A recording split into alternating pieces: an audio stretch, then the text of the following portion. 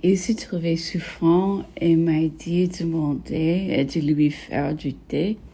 C'est un extraordinaire pour lui. Bientôt après, le roi maréchal est venu me remplacer pour recevoir sa dictée habituelle.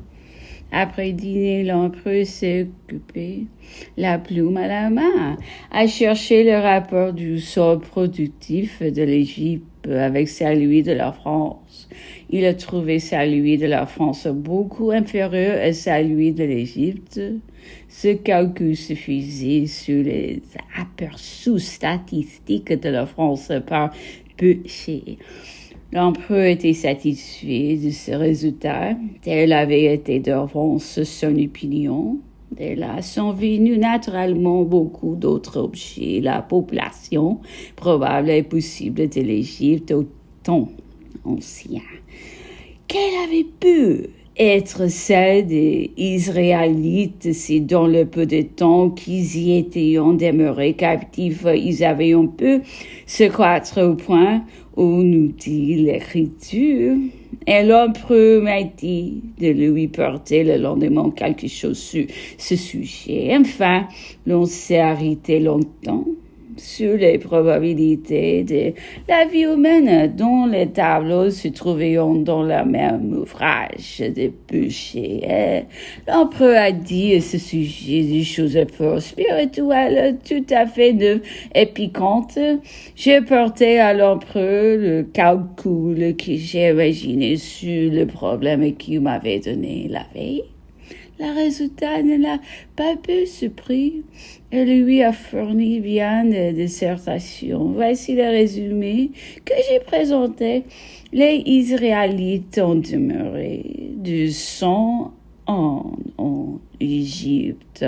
On peut compter sur 10 générations dans cet intervalle. On s'est marié jeune. Et surtout, on avait beaucoup d'enfants. Je supposais donc les enfants de Jacob, les 12 chefs des tribus, tout mariés.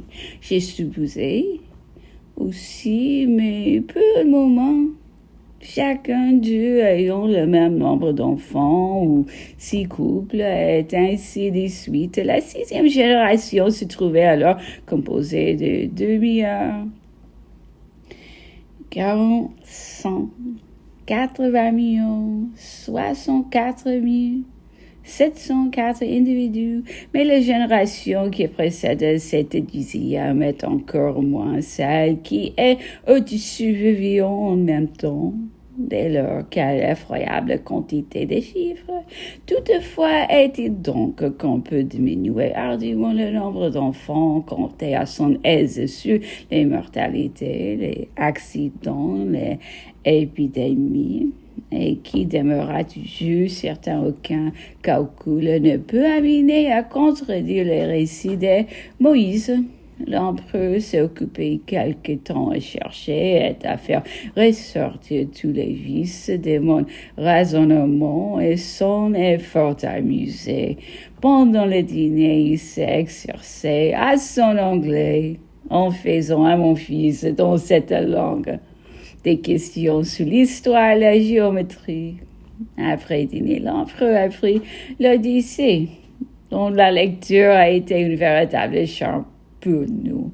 Jeudi 19, l'empereur change et s'affaiblit à chanterie brisée. L'empereur a passé sa matinée à recueillir encore des renseignements sur les sources du Nil dans les divers auteurs modernes russes. Il a aidé dans ce travail. À 3 heures, il s'est habillé, était sorti. Le temps était assez beau. L'empereur a demandé la calèche et il s'est enfoncé les pieds dans les bois. Nous avons marché jusqu'à la vue du rocher de Signaux. Il m'entretenait de notre position morale et de certaines contrariétés qui devions lui donner quelques circonstances de notre intimité même. La calèche est venue les joindre avec Monsieur et Madame de Montalon. L'empereur s'en félicitait, disant qu'il ne se sentit pas capable de regagner sa demeure à pied. Il s'affaiblit visiblement, sa démarche devient pesante, il a les pieds traînants, ses traits torturants. Sa ressemblance avec Joseph devient frappante au point qu'il y a peu de jours, ayant les joindre au jardin, juré que c'était Joseph jusqu'au moment où je l'ai avorté.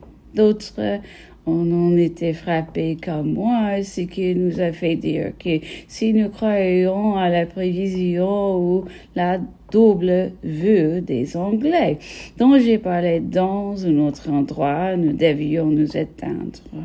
Bientôt, quelque chose d'extraordinaire sur Joseph ou sur l'empereur. Aurait-il l'empereur considéré un grand panier rempli d'argent brisé qu'on devait envoyer le lendemain à la vie, c'était désormais le complément indispensable de notre subsistance de mois, d'après la dernière réduction du gouverneur.